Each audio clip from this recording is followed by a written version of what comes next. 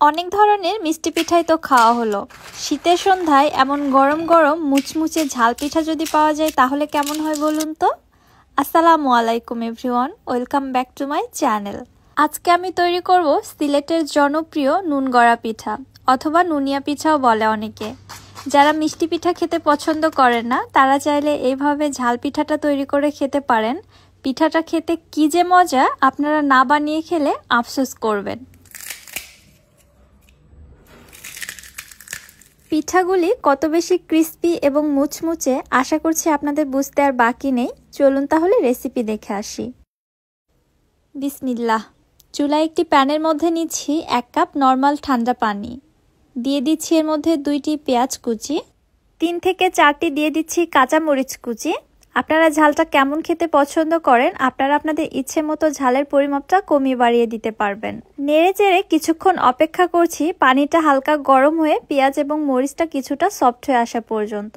যখন দেখবেন এরকম একটা কালার চলে এসেছে তখন এর মধ্যে দিয়ে দিচ্ছি আমি 1/2 চামচ আদা বাটা, 1/2 চামচ রসুন বাটা, 1/2 চামচ দিচ্ছি ভাজা জিরার গুঁড়া, 1 চামচ দিচ্ছি মরিচের গুঁড়া। আমি আগেই বলেছি মরিচের পরিমাপটা আপনারা আপনাদের টেস্ট বুঝে কমিয়ে বাড়িয়ে দিবেন। 1/4 টিস্পুন দিলাম হলুদের গুঁড়া এবং 1 চা চামচ দিয়ে দিচ্ছি লবণ। লবণটাও যে যার স্বাদ বুঝে দিয়ে দিবেন। এবারে নেড়েচেড়ে অপেক্ষা করছি পানিটা ফুটে ওঠা পর্যন্ত। পানিটা যখন ফুটতে শুরু করেছে জাল করে পানিটা আবার টেনে ফেলানো যাবে না, ঠিক ওই মুহূর্তে দিয়ে দিচ্ছি আমি এর মধ্যে 1 কাপ চালের গুঁড়া। আমি এখানে উঁচু করে মেপে 1 কাপ আটা নিয়েছি, যেহেতু এটা ভেজা চালের গুঁড়া এজন্য একটু বেশি লেগেছে। আর আপনারা যদি শুকনো চালের গুঁড়া নেন তাহলে কাপের মুখ সমান করে নেবেন। 1 কাপ পানির জন্য 1 কাপ আটাই কিন্তু এনাফ। চালের গুঁড়াটা দিয়ে দেওয়ার পরে নেড়ে চেড়ে আমি এখানে একটি সেমি হার্ড ডো তৈরি করে নিচ্ছি। ডোটা খুব বেশি শক্তও হবে না আবার কিন্তু নরমও হবে না, তাহলে পিঠাগুলো ভালো হবে না। এই পর্যায়ে ডোটিকে একটি ঢাকনা দিয়ে ঢেকে রেস্টে রেখে দিচ্ছি 3 থেকে 4 মিনিটের জন্য।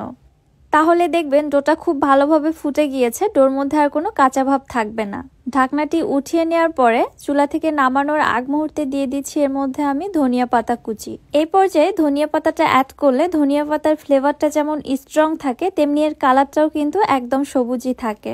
এইবারে ডোটিকে চুলা থেকে নামিয়ে একটি ট্রের মধ্যে রেখে দিচ্ছি কিছুক্ষণ এর অতিরিক্ত গরম ভাবটা বের হয়ে যাওয়ার জন্য। যখন হাতে টাচ করা যাবে ঠিক ওই পর্যায়ে ডোটিকে খুব ভালোভাবে মুথে নিতে হবে। ডোটা যদি বেশি ঠান্ডা হয়ে যায় তখন কিন্তু ডোটাকে মুথে সফট করা যায় না, ডোর মধ্যে অনেক ক্র্যাক থেকে যায়। সো ডোটাকে মুথে খুব ভালোভাবে সফট করে নিতে হবে। দেখতে পাচ্ছেন আমার এই ডোটা কত বেশি সফট হয়েছে। এখান থেকে আমি কিছুটা লেচি কেটে নিলাম, এই লেচি থেকে এবারে রুটি বেলে নিব। সামান্য একটু আটা দিয়ে আমি রুটিটা বেলে নিচ্ছি। এই রুটিটা বেলে খুব বেশি পাতলা করতে হবে না, পরোটার পুরুত্ব যেমন হয় ঠিক ওই পুরুত্বে এই রুটিটাকে বেলে নিতে হবে। আবার বেশি মোটা করে বেলে নিলে পিঠাগুলো কিন্তু ফুলতেও যাবে না, আবার আমার পিঠাগুলো যেমন ক্রিস্পি হয়েছে অমন ক্রিস্পিও হবে না, ভেজে নিতেও অনেক বেশি সময় লাগবে। পুরুত্বটা কেমন হবে সেটা আমি একটু পরেই আপনাদের দেখিয়ে দিচ্ছি। তার আগে দেখুন এখানে আমি একটি কেকের মোল্ড দিয়ে পিঠাগুলোকে কেটে নিচ্ছি যেন সাইড থেকে খুব সুন্দর একটা ডিজাইন ক্রিয়েট হয়। আমার কাছে ডিজাইনটা খুব ভালো লাগে এজন্য আমি এভাবে কেটে নিচ্ছি। আপনারা আপনাদের ইচ্ছে মতো যে কোনো শেফে এই পিঠাগুলো কেটে নিতে পারেন, তাতে কোনো প্রবলেম নেই বা টেস্টেরও কোনো হেরফের হবে না। অতিরিক্ত সাইড থেকে যে অংশগুলো বের হলো এগুলো কিন্তু ফেলে দিব না, এগুলো দিয়ে আবারও পুনরায় রুটি বেলে পিঠা তৈরি করে নেওয়া যাবে। একটি রুটি থেকে এখানে বেশ কয়েকটি পিঠা তৈরি হয়েছে দেখতে পাচ্ছেন। ঠিক একইভাবে আমি পুরো ডো থেকে এতগুলো পিঠা তৈরি করে নিয়েছি। আমি একটু দেখাচ্ছি পুরুত্বটা ঠিক কেমন হবে। এই তো দেখুন, আশা করছি বুঝতে পেরেছেন। এবারে তাহলে চলে যাচ্ছি চুলাতে পিঠাগুলো ভেজে নেওয়ার জন্য। এই পিঠাগুলো ভাজতে তেলটা খুব ভালোভাবে হাই হিটে গরম করে নিতে হবে, তারপরে পিঠা ছেড়ে দিতে হবে, তাহলে পিঠাগুলো ফুলবে।